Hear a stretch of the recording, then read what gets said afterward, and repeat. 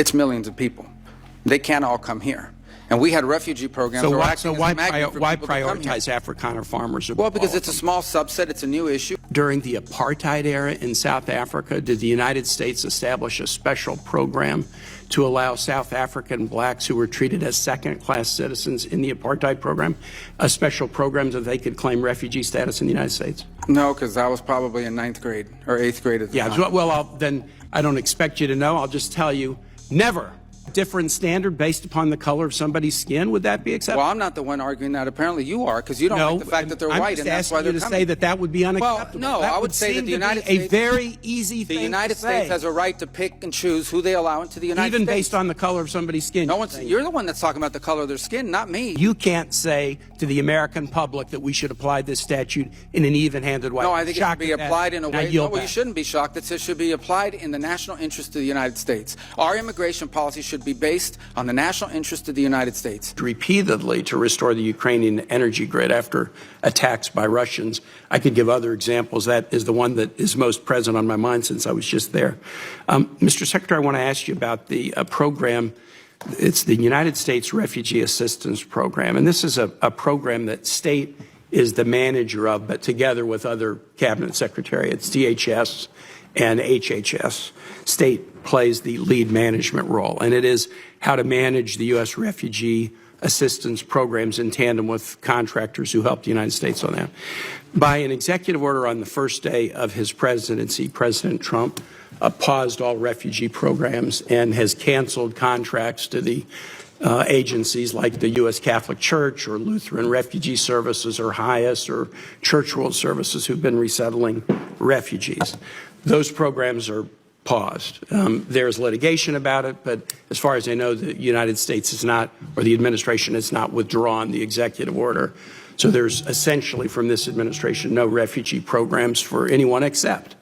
In early February, the president announced a special refugee program for Afrikaner farmers, justified A, by some concerns about South African foreign policy, but B, a claim that these were persecuted individuals. So right now, the U.S. refugee program allows a special program for Afrikaner farmers, the first group of whom arrived at Dulles Airport in Virginia not long ago, while shutting off the refugee program for everyone else. Do you think Afrikaner farmers are the most persecuted group in the world? I think those 49 people that came certainly felt they were persecuted, and they've passed every sort of check mark that had to be checked off in terms of meeting the requirements for that. They live in a country where farms are taken and land is taken on a racial basis. Okay. Do you think they're more persecuted than Uyghurs or Rohingyas, or more persecuted than political dissidents in Cuba or Venezuela or Nicaragua, or more persecuted than those who would be threatened should they be returned to Afghanistan by violence by the Taliban? Well, the problem we face there is the volume problem, okay? If you look at all the persecuted people of the world, it's millions of people. They can't all come here.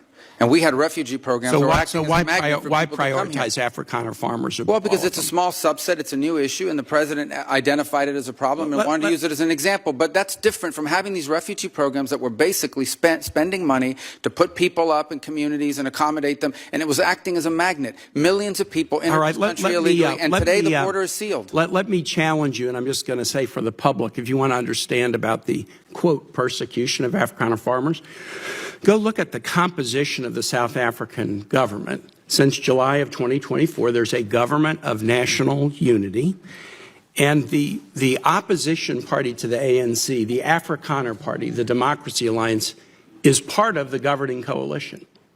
They joined the governing coalition a year ago, and the leader of that party was given the remit of Agriculture Minister, John Steenhuisen. He is the leader of the former Afrikaner Party, still widely representing Afrikaners. He is the Minister of Agriculture in South Africa right now.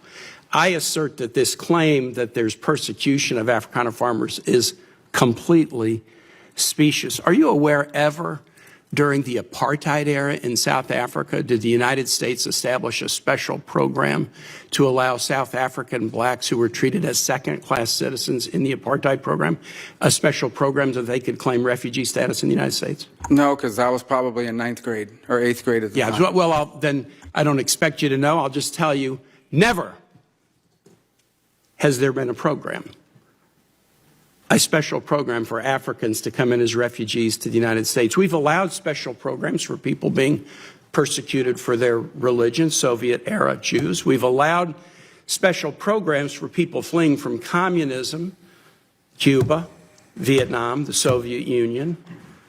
We've never allowed a special program to allow Africans into the United States in an expedited refugee status until now. Afrikaner farmers living in a nation governed by a government of national unity that includes the main Afrikaner party. And actually, an even more right-wing Afrikaner party is also included in the coalition government. Now, would you agree with me, Mr. Secretary, that if we're interpreting the statutory phrase, a well-justified fear of persecution, we should try to do that in an even-handed way? I think we should try to do that in the interest of the national security of the United States. So okay, I agree with you too. We should.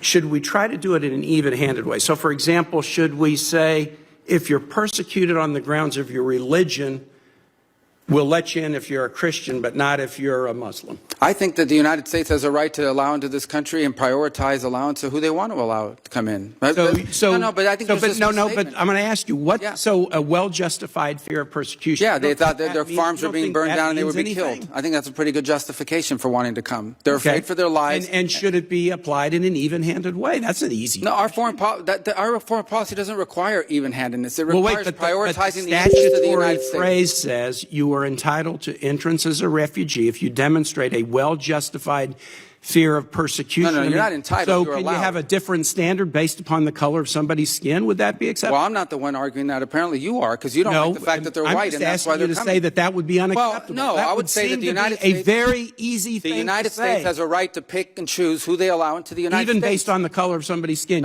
You're the one that's talking about the color of their skin, not me. These are people whose farms were being burned down and they were killed because of the color of their skin. Well,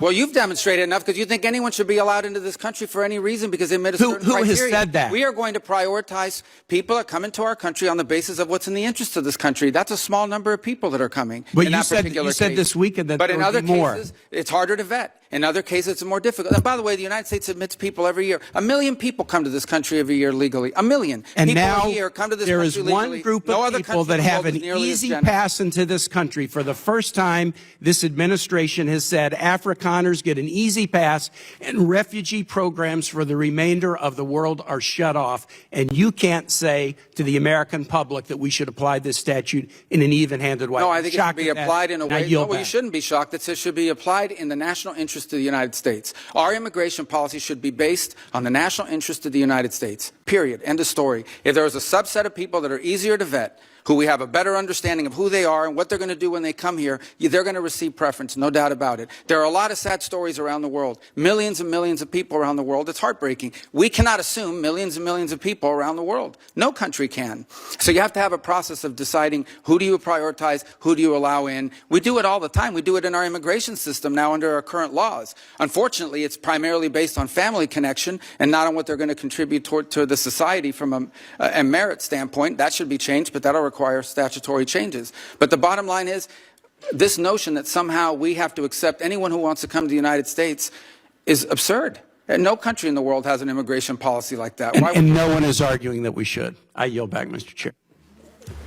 Thank you very much.